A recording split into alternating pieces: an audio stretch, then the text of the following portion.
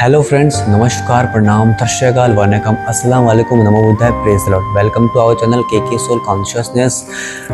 आज हम फिल्म अभिनेता अभिनेत्रियों को बहुत कॉपी करते हैं, उनकी तरह डांस करते हैं, उनकी तरह ड्रेसअप करते हैं, उनकी तरह घूमते फिरते हैं।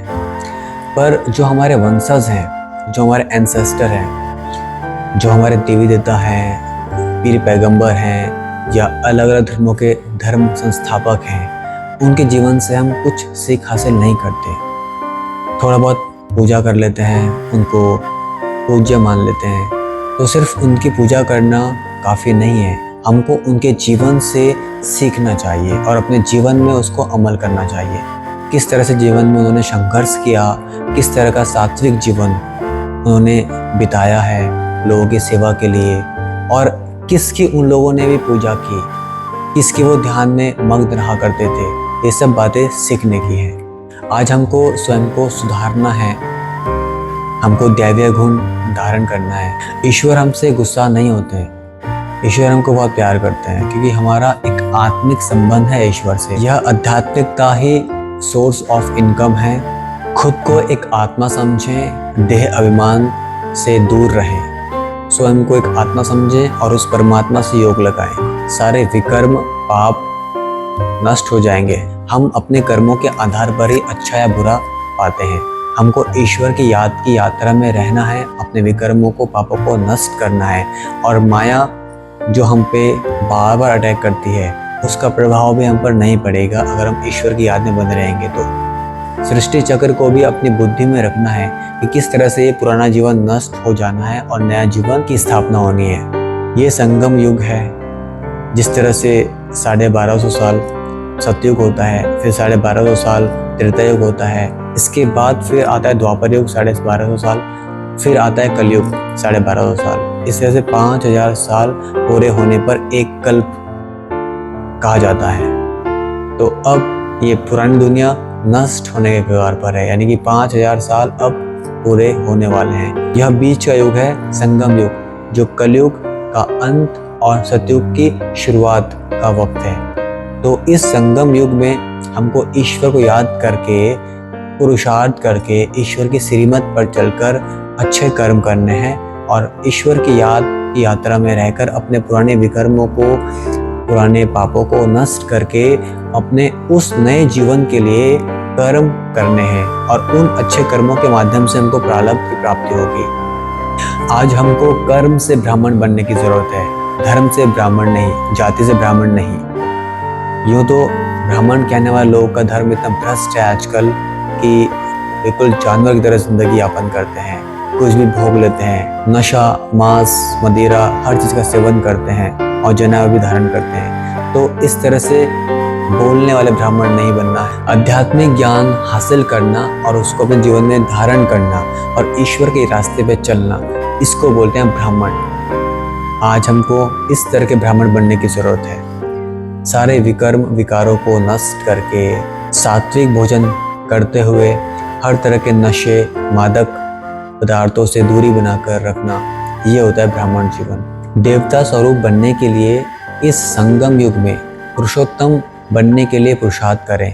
गफलत में जाकर अपना टाइम वेस्ट ना करें। जैसे ईश्वर ज्ञान के सागर हैं, शांति के सागर हैं, उस तरह हमको भी ईश्वर के समान मास्टर ज्ञान सागर, मास्टर शांति सागर बनना है और औरों को भी वो शांति और वो ज्ञान देना है। ईश्वर से हमको जो खजाने मिलते हैं, हमको उनको औरों को भी दान करना है। दान करने से आप और ज़्यादा अमीर बन जाते हो, आपकी संपत्ति खत्म नहीं होती है। पुरुषार्थ का अर्थ है कि इस शरीर से न्यारे बनकर स्वयं को आत्मा समझ के उस परमात्मा से योग लगाना, ध्यान करना उसका। और संन्यास का मतलब है पांचों विकारों से खुद को दूर रखना, काम, क्रोध, लोभ, मोह, अहंकार से खुद को दूर रखना। दे दान तो छुटे घरण, इन 5 विकारों का दान कर दो तो माया से आप हमेशा के लिए बच जाओ। जब हमारी आत्मा पवित्र रहती है, शुद्ध रहती है, तो हमारा शरीर भी निरोगी रहता है। तो अगर निरोगी काया चाहिए तो अपनी आत्मा को, अपने मन को पवित्र करें, शुद्ध करें। और यह संभव है ईश्वर से बार बार ध्यान करके रहें, ईश्वर की याद की यात्रा में रहें, ध्यान में रहें, योग की अग्नि में चलते रहें। जब ईश्वरीय अति इंद्रिय सुख आप प्राप्त करते हो तो राजपाट, धन दौलत सब कुछ आप खुद ही छोड़ देते हो। वो नशा है, वो परम आनंद है ईश्वरीय मौलाई मस्ती में। परमात्मा का बनना मतलब परमात्मा का हो जाना, पूरी तरह से परमात्मा को समर्पण कर देना। ऐसा करने से आपको ईश्वरीय खजाना मिलेगा और वह अविनाशी पद मिलेगा। बाकी सब इस दुनिया के पद सब विनाशी हैं, एक क्षण भर के लिए हैं, लेकिन वो पद अविनाशी है। 21 जन्मों तक आप उस पद में विराजमान रहेंगे। विशेष आत्माएं वो हैं जो सदा संतुष्टता का अनुभव करती हैं और अपनी दृष्टि, कृति और वृत्ति से औरों को भी संतुष्टता का अनुभव कराते हैं। भक्ति मार्ग में होने के कारण हम देह संबंधित हर किसी इंसान को और बहुत सारे देवी देवताओं को, पीर पैगंबर को याद करते हैं। पर जब हम ज्ञान मार्ग में आ जाते हैं, जब हम आध्यात्मिकता में आ जाते हैं, ज्ञान हासिल कर लेते हैं, तो हम सिर्फ एक ईश्वर को याद करते हैं, उनसे ही योग लगाते हैं। अपने वंशज को याद करो कि वो कैसा जीवन बिताते थे, उन्होंने भी किसकी पूजा की, उसकी पूजा करो, और वो है शिव बाबा, ज्योति बिंदु स्वरूप परम आत्मा, डिवाइन लाइट। ईश्वर की याद में रहोगे तो आपकी आत्मा कभी थकती नहीं है, आपकी आत्मा मजबूत हो जाती है, आपको आत्मिक बल मिलता है। सुख स्वरूप बनकर औरों को भी सुख दो तो आपके पुरुषार्थ में दुआएं शामिल हो जाएंगी, लोग आपको दुआएं देंगे। ये शरीर आत्मा को बहुत प्यारा है, आत्मा इस शरीर को छोड़ना नहीं चाहती है, इसलिए हर किसी को मरने से बहुत डर लगता है। पर हमको जीवन की वास्तविकता को समझना है। जिसने ये शरीर को धारण किया है वो तो छूटना ही है एक दिन। तो अपनी आत्मा को परमात्मा से जोड़ें, आत्मा को समझाएं, मन को समझाएं कि वास्तविकता क्या है, और जीवन के मूल्य को समझें और उस उद्देश्य को पूरा करें जिस उद्देश्य के लिए जीवन मिला है। ईश्वर की याद में रहें, अपने विकर्म, विकार, पापों को नष्ट करके इस पुरानी दुनिया की याद हटा दें और नई दुनिया की स्थापना जो होने वाली है उसकी तरफ बुद्धि को ले जाएं और वहाँ के लिए अच्छे कर्म करें ताकि वहाँ आपको अच्छा पद प्राप्त हो, आपको अच्छे प्रारब्ध मिले।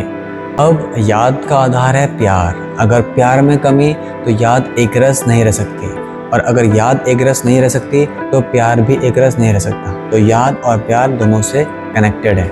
हमारा ये शरीर तमो प्रधान हो चुका है, पतित हो चुका है। अब इस पुराने शरीर को छोड़ना है और नया शरीर हमको धारण करना है, वह पावन पवित्र शरीर। दैवीय स्वराज्य का उद्घाटन हो चुका है, वहाँ के लिए पुरुषार्थ करें। वहाँ पॉपुलेशन ज़्यादा नहीं होती है।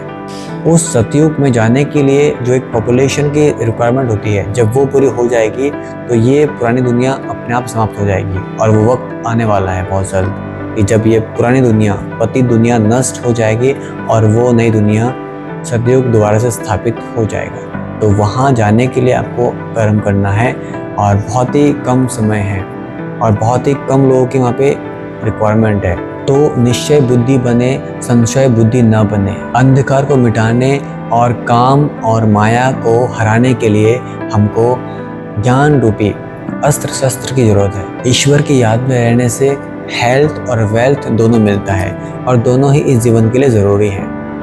यह समय है ईश्वर के पास जमा करने का, सेव करने का, क्योंकि बैंक में, लैंड में, स्टॉक में, म्यूचुअल फंड में कब गिरावट आ जाए भरोसा नहीं है। पर ईश्वर के पास जो आप सेव करोगे वो कभी गिरेगा नहीं बल्कि बढ़ता ही रहेगा। और इस तरह के धन को आप साथ में लेके जा भी नहीं सकते हो, पर जो ईश्वर के पास जमा रहेगा, आपका कार्मिक अकाउंट जो मेंटेन रहेगा वो साथ जाएगा और उसी के अनुसार अगला जन्म और अगला पद, अगले प्रारब्ध। अच्छा कर्म करने से ईश्वर के पास ऑटोमेटिकली जमा होता रहता है और ये कर्म ही साथ में जाएंगे। ये स्थूल शरीर के साथ स्थूल चीज़ें, धन दौलत रह जाएंगे। आत्मा शांति धाम, परम धाम से आई है और वहीं पे वापस उसको जाना है इस शरीर को छोड़कर। ईश्वर के पास इकट्ठा करने से आप विश्व के मालिक बनोगे। आप अगला जन्म ऐसा पाओगे जहाँ आपको धन की कमी नहीं रहेगी। ऐसे ऊंचे परिवार में आपका जन्म होगा।